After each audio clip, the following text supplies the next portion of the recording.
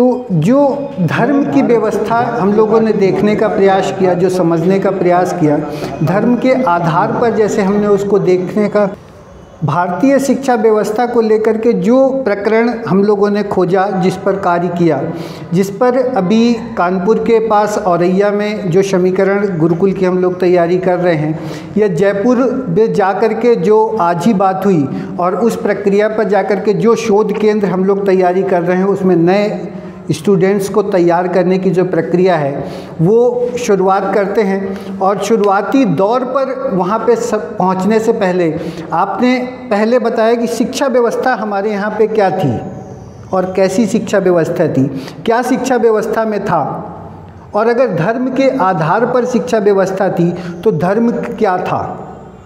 अब उसको जानने के लिए थोड़ी सी गणित की व्यवस्था को जाननी पड़ेगी। अब तक हम लोगों ने देखा, अब धर्म की उस शिक्षा व्यवस्था को स्वरूप देखते हैं। तो जैसे मैंने पहले बताया कि युक्ताहार विहारस्य युक्ता चेष्टस्य कर्मसु युक्ता स्वप्ना बबोधस्य योगो भवति दुःखा, यानी सुबह से शाम तक की सारी प्रक्रियाओं को, जो प्रक्रियाएं हमारे सामने चल रही हैं, जो हमारे कर्म होते हैं, सुबह से शाम तक के सही और गलत कर्मों के आधार पर जो प्रक्रिया करी जाती है, वही हमारे कर्म हमारे धर्म के स्वरूप में हमारे यहाँ पढ़ाए जा रहे थे। और कर्मों का सही स्वरूप को गीता में भगवान कृष्ण ने योग कहा। वो योग नहीं है जो आज एक्सरसाइज हमारे यहाँ करी जा रही है, जो योगा करने आप लोग जा रहे हो। अंग्रेज़ों से हम लोग इतने ज़्यादा प्रभावित हैं कि आज भी यहाँ योग नहीं कराया जा रहा, योगा कराया जा रहा है। स्कूल में जाओ तो योगा कराया जाता है, और कहीं भी स्कूल के उस पर जाओ तो योगा क्लासेस चल रही होती। योग की कक्षाएँ कहीं नहीं। क्यों? क्योंकि हम अभी भी उनके चक्कर में फंसे हुए हैं पूरी तरह से। तो जो योग हमारे यहाँ का था, जिसको कहा कि युक्ताहार विहारस्य युक्ता चेष्टस्य कर्मसु युक्ता स्वप्ना बबोधस्य योगो भवति दुःखा, जो योग की क्रिया आपकी दिनचर्या सुबेरे से शाम तक की सही नहीं होगी तो वही योग आपको दुख देने वाला है। तो अगर सही प्रक्रिया होगी हमारे यहाँ की, हमारी शरीर के उठने बैठने की, चलने फिरने की, तो यही योग जो हमको दुख देने वाला है, उसी योग को त्यागने को कहा। और उसी योग के धर्म के आधार पर जो ज्ञान दिया जा रहा था, वो उसी कर्म का ज्ञान हम लोगों को दिया जा रहा था।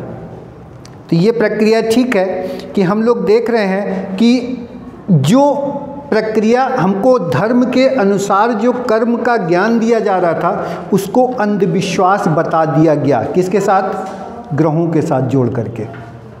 अब ग्रहों के साथ जोड़ने के बाद जब धर्म की व्यवस्था आती है, जब धर्म की उसको देखते हैं, तो वो कहते हैं कि हम अवैज्ञानिक हैं, जबकि सबसे बड़ी गणित यही है। अगर विश्व में कोई गणित है तो वो ग्रहों के आधार पर पूरी ज्योतिष की गणित है। और अगर विश्व की कोई भी गणित का शोध करना है तो सबसे पहले आपको ग्रहों की गणित का आधार का शोध करना होगा। और अगर गणित के आधार को आपने शोध करना प्रारंभ कर दिया तो आप ऐसे मान के चलिए कि ये जो धर्म के ऊपर इतनी सारी अटकलें लगी हुई हैं, ये पूरा गणितीय भेष खुल जाएगा। और अगर ये खुल गया तो आपको यहाँ जो इस्लामिक सभ्यता, भारतीय सभ्यता, ईसाईयत सभ्यता और यहूदी सभ्यताओं का डिफरेंस है, वो अपने आप सनातनी का बेश पता चल जाएगा। क्योंकि भारतीय सभ्यता का आधार ये नहीं है कि वो इंग्लैंड में रहने वाला उसको ग्रहण करेगा, क्योंकि धर्म के अनुसार होने वाले देशांतर पर वो उसे अपने तहत पर ग्रहण करेगा। और ये देशांतर जो है वो देश की दिशा के अंतर को देशांतर कहते हैं। और दिशा का जो अंतर है वो जब हम गणित में उतरेंगे तब वो आयुर्वेद के अनुसार, भूगोल के अनुसार, फिजिक्स के अनुसार और केमिस्ट्री के अनुसार पूरा वो समझ में आता है। अगर फिजिक्स केमिस्ट्री को पूरी तरह से विज्ञान को समझना है तो हमको सबसे पहले इसका पालन करना होगा। और धर्म के आधार पर खड़ी जो विज्ञान है उसको अगर अंधविश्वास कहने वाला है तो इसका मतलब वो तुलसीदास जी का उत्तरकांड में 97 नंबर दोहे पे है कि कलिमल ग्रसई धर्म सब लुप्त भये सदग्रंथ और दम्बिन फिर निज अल्पमति प्रकट किए बहुपंथ। इसका मतलब है कि धर्म के आधार पर जो गणित खड़ी थी वो तुलसीदास जी को ज्ञान था।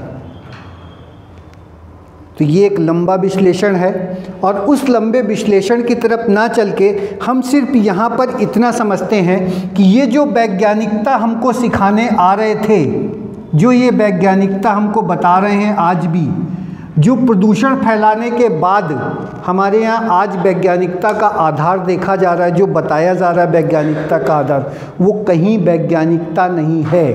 क्योंकि विज्ञान सदैव आपके कर्म के अनुसार, आपके देश की दिशा के अनुसार वो जन्म लेती है। सूर्य का ताप और चंद्रमा या ग्रह सारे मिल करके जो पृथ्वी के साथ क्रिया करते हैं, वहाँ से विज्ञान जन्म लेता है। आपके यहाँ लौकी उत्पन्न होती है, गेहूँ नहीं हो रहा इस बार, गेहूँ की शॉर्टेज है जैसे इस बार, या कोई अनाज उत्पन्न होता है, क्या वही अनाज वहाँ विदेशों में जाकर के इनके पास उत्पन्न होता है?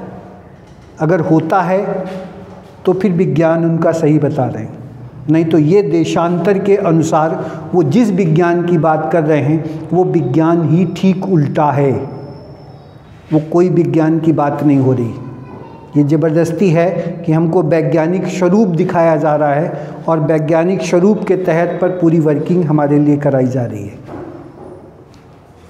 तो थोड़ा सा इस विषय को लेकर के और डीपली जब इसको और समझना चाहें तो आपको सबसे पहले वो प्रक्रिया समझनी होगी कि ब्रिटिश शासन काल में, जब अंग्रेज़ों का शासनकाल यहाँ पर आया और उन्होंने, राजाओं ने आकर के जो प्रक्रियाएं हमारे यहाँ अपनाई, तो किस किस प्रक्रिया पर उन्होंने कार्य किया, क्या उनके पास डॉक्यूमेंट्स थे, क्या कह रहे थे वो, और जो प्रक्रियाओं में उन्होंने डॉक्यूमेंट्स के तहत पर जो वर्किंग की, जो कार्य उन्होंने वहाँ जाकर के समझाया है, उसमें वो कहते हैं हमारे यहाँ जब बीमार कोई होता है तो वो कोई छोटा सा चूरन बना के दे देते हैं, उनके यहाँ की घर की महिलाएं दे देती हैं चूरन बना के, और वो बच्चा ठीक हो जाता है, परिवार पूरा ठीक रखती हो। कहते हमारे यहाँ जब उनके यहाँ कोई बीमार होता है, मैकाले खुद 2 फरवरी 1835 को खड़े होकर के कह रहा है कि जब हमारे यहाँ कोई बीमार होता है तो उसकी नसें काट देते हैं और हम खून बहने देते हैं रात भर उसका। तो वो विज्ञान को जानते थे कि हमारे यहाँ विज्ञान था। हम किस विज्ञान की बात कर रहे हैं और किस विज्ञान के आधार पर हम आज विज्ञान को अपनाते चले जा रहे हैं।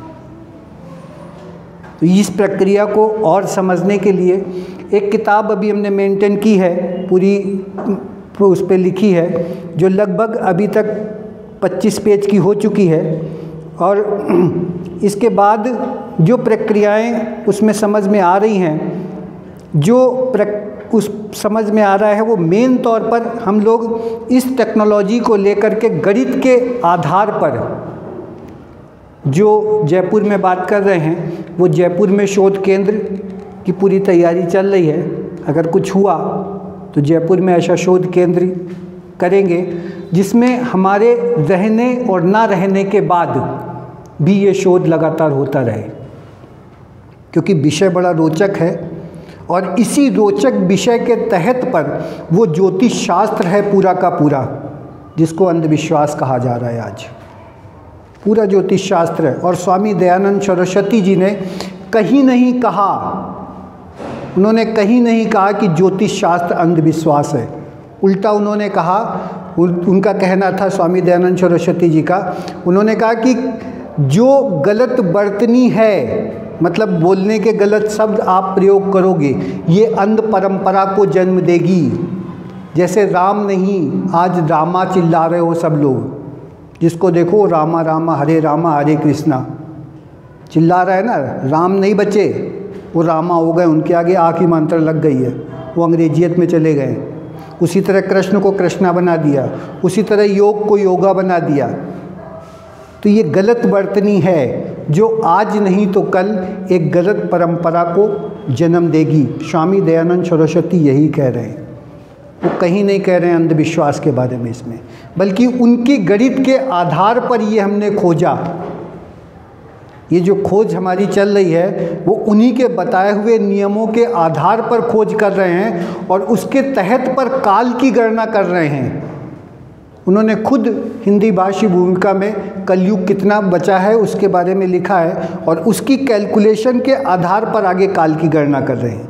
तो वो गणित उनकी वहाँ से गणित है जो धर्म के आधार पर पूरी गणित है, उसमें ज्योतिष शास्त्र है, उसमें समय है। ये जो घड़ी बांध करके आप लोग समय देखते हो वो इसी धर्म के आधार पर पूरी गणित है। समय की घड़ी जो बनाई गई है वो इसी धर्म के आधार पर है, यहीं से है। क्यों झगड़ा है इनके बीच में, ये एक बहुत लंबा समीकरण है, एक बहुत लंबा खेल खेला जा रहा है हमारे बीच में कि हम इनके बीच में यहाँ पर क्यों झगड़ा चल रहा है ये। और ये जो प्रक्रिया है उसकी जब गणित की, इसकी धर्म की गणित की व्याख्या करेंगे तो हमारे हिंदू और मुस्लिम के बीच में क्या झगड़ा है उस गणित के अनुसार इस पर भी बात करेंगे। और जब इस पर बात करेंगे तो आपको गणित के अनुसार समझ में आएगा कि दोनों के बीच झगड़ा क्यों है। ये झगड़ा नहीं है जो मारपीट आज चल रही है, ये झगड़ा नहीं है। यहाँ ये गणित का झगड़ा है दोनों के बीच में, और वो स्वामी दयानंद सरस्वती के अनुसार ही जो गणित बताई है उसी पर सिद्ध करेंगे। तो फिर मिलते हैं एक छोटे से ब्रेक के बाद, और गणित की एक लंबी व्याख्या के साथ हम लोग इस शोध पर और आगे कार्य करेंगे। सभी से ये अनुरोध अवश्य करेंगे कि इस बार अब इस प्रक्रिया को आगे चालू करो, क्योंकि 1765 से के में हमारे यहाँ जो लोहे की भट्टी थी वो लगातार इतनी ज़्यादा थी कि एक अकाल पड़ने के बाद यहाँ पे भट्टी बंद कराई गई। 1 लाख अगर लोहे की भट्टियों पर हमारे यहाँ लोहा, सोना, इस्पात गलाया जा रहा था और इतना पैसा था, तो अचानक अकाल कैसे पड़ गया। तो बात वही याद रखो कि 1857 तक ईस्ट इंडिया कंपनी भारत में व्यापार करने के लिए उद्योग को बंद करा रही थी। अभी ब्रिटेन पीछे से काम कर रहा था, इंग्लैंड पीछे से काम कर रहा था। अंग्रेज़ों ने जो कब्ज़ा किया वो 1857 के बाद भारत पे कब्ज़ा किया। और अहिंसा डर नहीं है, अहिंसा मूलतया भारत का सिद्धांत है। इस अहिंसा को लेकर के महात्मा गांधी को छोड़ो तो थोड़ा पीछे चलो, महावीर स्वामी गौतम बुद्ध, इन्होंने भी अहिंसा को प्रतिपादित किया। उससे भी पीछे चलो तो युद्ध की तैयारी के साथ भगवान कृष्ण खुद कौरवों की सभा में जाके अहिंसा के लिए प्रस्ताव लेके जाते हैं। उनसे भी पीछे चलो तो भगवान राम का युद्ध की पूरी तैयारी हो चुकी होती है और भगवान राम अंगद को अहिंसा का प्रस्ताव लेके रावण के पास भेज देते हैं। तो अहिंसा क्या है, क्यों इन लोगों ने कार्य किया, क्या है अहिंसा, क्या अहिंसा राम डर गए थे, क्या हुआ, क्या था, क्या है अहिंसा, वो सिद्धांत यहीं से निकलता है। तो जब पूरी प्रक्रिया करेंगे और अष्टांग योग पर हम लोग आगे कार्य करेंगे, शोध करेंगे, तो आपको अहिंसा का पूरा प्रस्ताव सामने आ जाएगा कि है क्या अहिंसा। इस किताब के बैक पे थोड़ा अहिंसा का प्रस्ताव दिया है वैसे तो, लेकिन फिर भी जब उस पर देखेंगे तो आगे देखेंगे और आगे मिलेंगे फिर वो।